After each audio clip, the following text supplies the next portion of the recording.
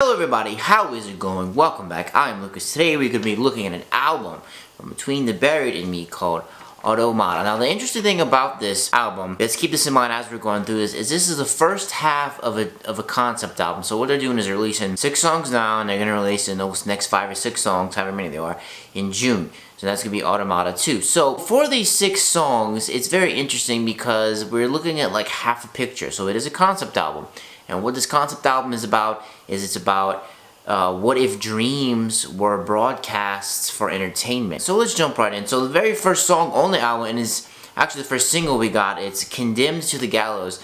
Now when this song first came out, I was super excited about this new album because this song is a lot heavier than a lot of stuff we got on Coma. A lot of vintage BTBAM fans didn't like Coma at all because they said it was boring, it wasn't very hard, a lot of people said it was lame. I actually kind of liked it, but looking back on what they were saying, that is kind of true. Condemned to the Gallows is really cool. It starts off really heavy. It starts off with like this little acoustic clean guitar thing going on, and it kicks in, and then, you know, in classic BTBAM fashion, takes you on a journey. You go left and right, you speed up, you slow down, change time signatures, and it ends the same way it starts with a little acoustic guitar riff. Now, house organ, I didn't really like this song at all. It kind of sounds like something off of Tommy's like solo album, but a little bit more better put together. It starts off very very slow, very kind of mellow, and then it kicks up a little bit in the middle, and then it kind of fades out. This song is a good contrast to Condemned to the Gallows, but I didn't really strike a feel with it. It just felt weird.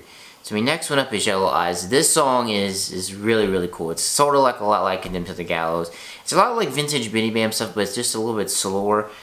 The opening riff for Yellow Eyes sounds a lot like the Spiteful Snake from Meshuggah's Obenzen, which is really cool because any more Meshuggah in the world is a good thing.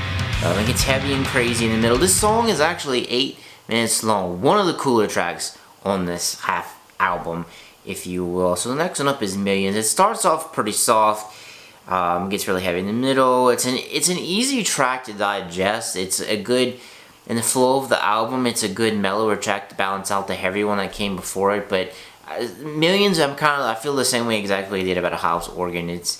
Millions is a little bit better, but it's still kind of just, it feels like a filler song to me. It doesn't really, go for it.